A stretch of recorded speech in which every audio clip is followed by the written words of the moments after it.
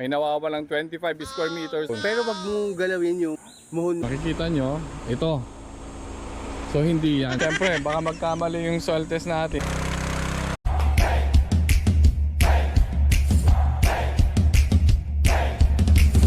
So yun na nga mga tol, andito tayo ngayon sa Upang Antipolo. Good morning, good morning. Magkakaroon tayo dito ng soil test. Soil test natin yung isa nating dito project. Makikita nyo, ito. So hindi yan. Doon tayo sa kabila. Andito na yung magso-soil test. Nag-aantay na sila. Pero bago tayo mag-soil test, we're going to have a lot verification survey. Siyempre, baka magkamali yung soil test natin. Hindi natin ma-distinguish. Alin nga ba yung lote dito? Kasi mga tol, puro bakanting lote dito. Kaya ang hirap. Hi, bossing. Kamusta po? Morning. Good morning. Ready na kayo? Yes sir. Antayin na lang natin yung geodetic. Ha? Salamat. Kuya, kamusta? Okay lang? Okay na po. Antayin natin yung geodetic. Wala pa yan, Kaya naka-ready na sila. Talagang lalaban na. Ika nga. Ang lang dito, hindi natin alam kung alin dito yung pinaka-exact location ng lote. Pero nakikita nyo may nagbakod na. Pero hindi ito yung lote, mga tol. Iniisip namin kung, hindi ko alam kung ito or this one. Ang feeling ko kasi nga dapat kung sakali may mga lote rin sana na o may mga data ka rin na makukuha. Kumbaga kapag naglalat verification, tinitingnan din natin yan kung typically baka alam ko ito kasi may isa pang lote, may isang bahay. Antayin natin yung genetic engineer natin kasi typically yung iba natin ginagawa, may mga bahay na left and right, pero ito puro bakanting lote. So yun nga mga tol, this is our first time na gagawa ng both side kasi hindi katulad sa ibang subdivision nagkakaroon sila ng mga marking. Kita mo na agad yung boundaries ng lote nyo. Pero dito, nabili yung lote kasi is 90s. Bali 90s pa nabili yung lote. So hindi sila nabigyan ng lot plan. So ngayon we have to verify magkakaroon tayo ng lot verification. At the same time, magkakaroon po tayo ng soil test. So yun nga mga tol, the plan is to build a 3-story building here. Ito na yung ating soil test. At ito yung ating kasama sa... Hi boss, good morning! Hello! Hello! Good morning! Philippines! Good morning Philippines! Ayan, si engineer. Tagal na natin kasama to, si engineer. So sa mga projects po natin, sila po yung naglalat verification. Boss, kumusta? Ha? Ayan, trabaho uli kami ngayon. Buti may nagbakod na dito. Alam na isa. Malamang after one or this one. Di ko sure Puro bakante po. Bakante rin sa likod. So nga mga tol, yung dito, yung lupa is rugged terrain. Taas, pababa. Ayan. Tapos ito yung magiging view mo. So typically, mga 3-story mga house. Ito 4-story to. May deck pa siya. 3-story with deck. Kaya lang, ito yung kabuuan. Nahati siya Nag-dedicate sila ng road widening Hindi natin alam kung yung current mohon is doon sa original o doon sa road widening. Pero yung boundaries at the back, makukuha naman.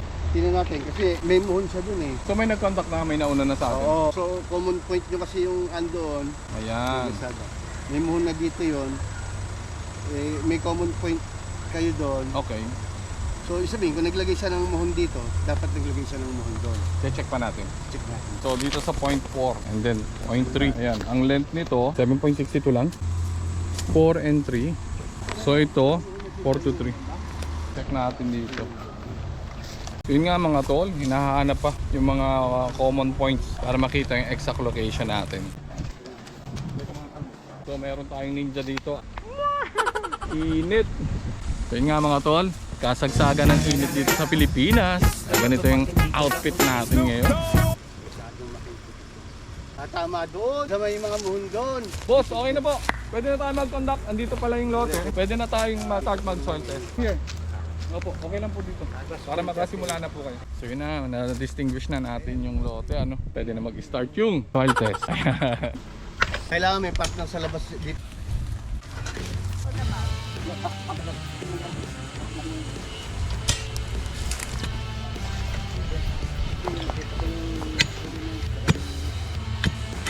Balik ka na gamot.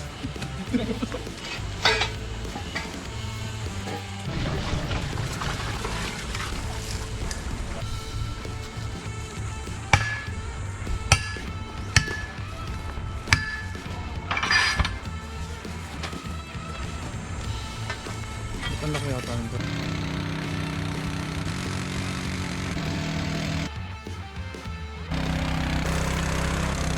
Pipinturahan na halos ng buod sa ibabaw, may paint, pati yung gilid. Palatandaan. So, dalawa lang. It's either kukulang o susobra. Eh, buti na lang, matras pa tayo dito eh. May allowance pa tayo eh. So, hindi tayo nakaambala doon sa kabila. Mga ganyang pagkakataon, mahirap din kung tutuusin. Pero ito, engineer, medyo safe na tayo dito. Safe na tayo. Safe na tayo dito. So, meron tayo doon, meron dito. Yun, common na yun. Dito. Yun. Oh, common yun yung isang yun. Oo. Sa pwesto ni Kuya. Engineer, may tinatanong yung mga tao. Sige po. Bakit po ba yung iba nagagalaw yung mga muhon? Yung po ba ay pwedeng galawin o bawal galawin? Ang totoo po niyan, bawal siyang galawin. Bawal galawin. Oo. Okay. In a event na, kunyari may discrepancy, maglagay ka ng sarili mong muhon. Ayun. Pero wag mong galawin yung muhon ng iba. Yun. Yung unang naglagay. Oo. Magagalawin Huwag ha. mong gagalawin. Para sa ganun, yung geodetic engineer ng kabila, geodetic engineer ng other side, makapag-usap, ano nila yung Masettle. masettle nila. Ayun. Pero, siyempre, pag tinanggal mo yung isang muhon, nawawala yung data eh. So bawal galawin. Huwag mong galawin. Huwag mong Maglagay galawin. kayo ng sarili niya, tapos alam nung isa, ito yung muhon ko, ito, paano ngayon natin pag-uusapan ito? Na nagko-comment yung mga kababayan natin, lumalayo daw yung muhon, dati andon. Lalo na sa mga bukid. Siyempre, yung, di ba may pilapil yan, di andun banda yung muhon. Ang alam ko, pinapalitan yung pilapil eh, o pinapalawak. Oo, pag minsan nagagalaw talaga yun. Oo. Yung sa paglalagay naman namin, actually stable yan. Talagang magagalaw lang yan kung may magagalaw. Ganun yun, or matatabunan. Baga, medyo intentional. So, yun mga tol, bawal galawin yan. Although high-tech na tayo ngayon, Mhm. kasi ang measurement, sabi nga nila, there is no exact measurement. Kaya meron tayong tinatawag na mga allowable error. Tapos kasi sa mga case na may ipit na, baga masasandwich na, di ba? Yung lot. Nag-accumulate kasi yung mga error na yan eh. So kadalasan, ang minamalas, yung pinaka nasa huling nagpatayo. Yung huli nagpatayo, medyo nabawasan na. Oo, is either nabawasan o nasobrahan. Lumaki. Yan. 0.05. Yan. Tapos doon naman sa kabila, 0.05 na allowable. So, huwag niyo pong gagalawin yung muhon. So, yun. Oo. Kontrahin niyo lang. Maglagay kayo ng sarili niyong muhon, pero huwag niyong gagalawin yung sa iba. Bawal gumalaw. Bawal galawin. Ayan, huwag natin galawin. May sinabi kayo kanina na engineer may sinabi ka na allowable error. Oo. Hanggang saan ba yung allowable error? Yan. Doon sa Region 4, doon sa pagsabit namin ng plano, 0.05 meters. No? 0.05 meters. Hindi ba 0.5 o 0.05? Maliit lang yun, 0.05. 0.05. O 0.05, Oo. napakaliit nun ha. Oo. 5 cm lang yun. Sa mga residential na yun. Sa 5 cm lang yun, sa mga engineer. residential. Hindi ko alam kung by opinion kasi minsan pagka 10 cm, isang hollow blocks, di ba? Yes, 10 cm. Ito, 4 Oo. inches, 10 cm. Oo, parang, sige, okay na lang din yun. Parang ganun. Medyo okay pa yun. Okay pa. Subject for debate eh. Ang sa experience ko, haba kasi lumiliit minsan sa mga tondo na o kumbaga mga square meter na 30 square meter na yung mga area, mga 25 square meter, di ba? Opo. Kumbaga, nagbabattle-neck na sila dyan ha. Ay, oo. Ganito, ngayon, ma-i-ratio in proportion mo ba sa isang farmland yung, di ba, yung 0.0? 30 square meter? Hindi, 30 square meter na lang yung lote. Mga 30-30 yung cut. Tama. Di ba, siyempre, sa highly urbanized, siksikan na sila dun eh. Yeah. So, lang yung gaganon, nag-aagawan sila. Nagagawa na. Pero ma-apply mo ba sa isang agriculture o farmland yung 0.05? Parang hindi naman kasi. Hindi na. Yun nga sa pagkakaalam ko pero pwede nyo kayo fact check. Comment down below kung meron kayong idea. Ayan, sa ganyan. Pero ultimately, ang maganda, laging pag-usapan. Pag-usapan, So maraming nag-comment. Yung isa nating vlog, yung lote ginamit ng kapitbahay. Ilalagay ko yung thumbnail para ma-refresh kayo. Yun yung sinukat po namin ni engineer. Ilan na nawala? Sa around 2.15 yata kung daw nagkakamali.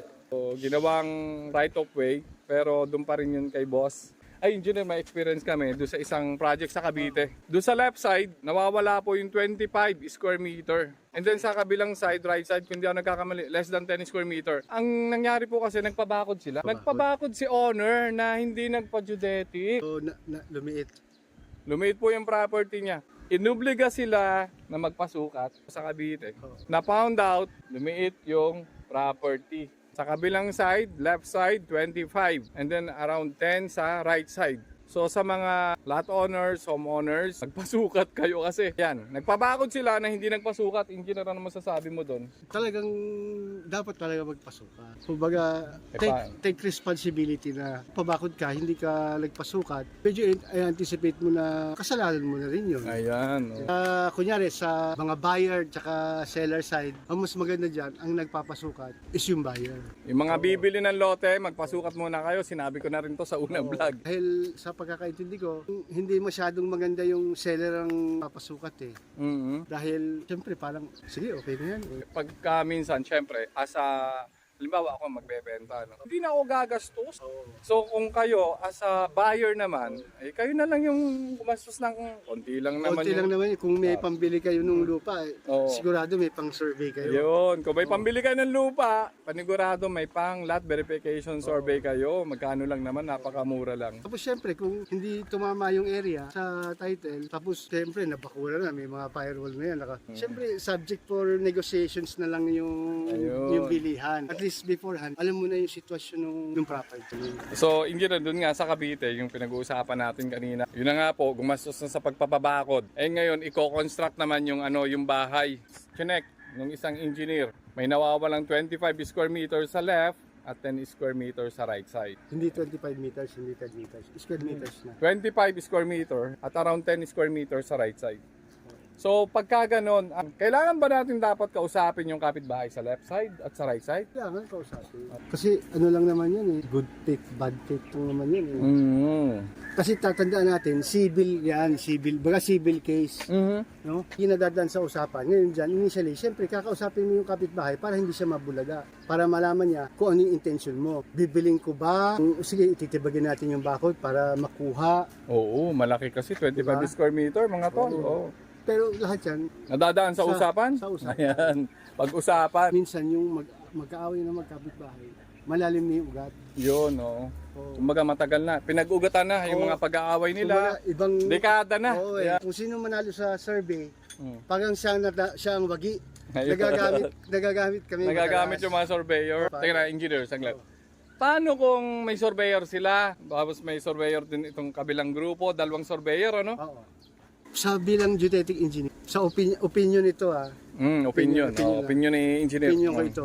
Walang tinatawag na mas magaling akong geodetic engineer. Ayun. Pare-parehas kami ng galing. Okay, okay. Ano lang yan sa professionalism, kung matyaga ka maghanap ng reference points. Reference point. Oo. Tama. Tsagaan Doon lang yun. Pero Doon yung- nagkakatalo. Oo sa Ayun, reference points eh. Yeah. Ngayon, ang mangyayari dyan, joint survey yan. Siyempre, nagkakaalamanan din. O, saan ka nag-reference? Yun. Ako dito. O, saan ka naman nag-reference? Ako doon. Ayun. O, sige, ngayon, pagbabanggain natin yan kung anong magiging resulta. Kung Alam nyo sa na, experience ko, wala akong naging experience na, kunyari, ako, kliyente ko ito. Dapat panalunin mo yon. Hindi ganun yon.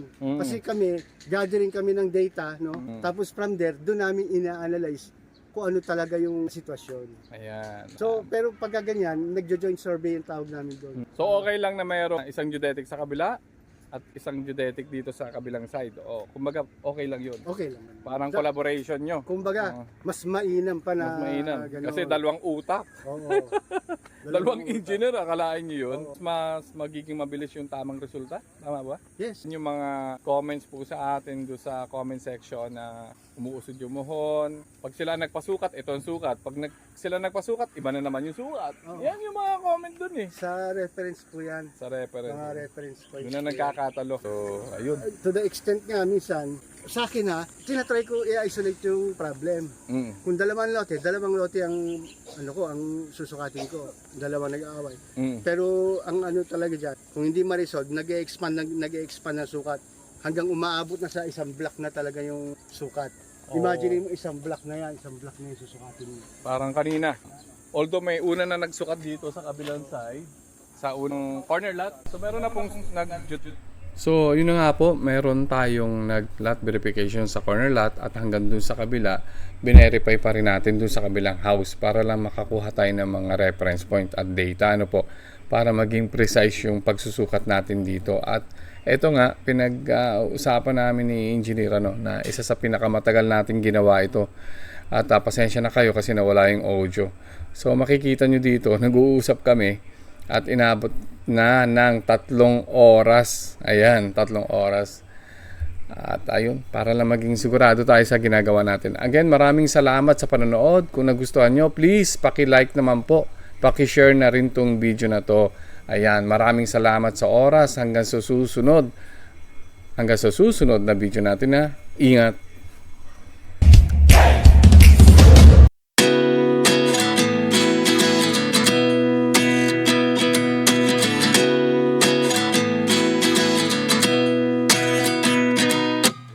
At 29 and I find myself wondering what did happen to the last 10. I ran away with my life, fast forward, never turn back again. It's kind of funny that the more we pass time, the more we need to set the rewind.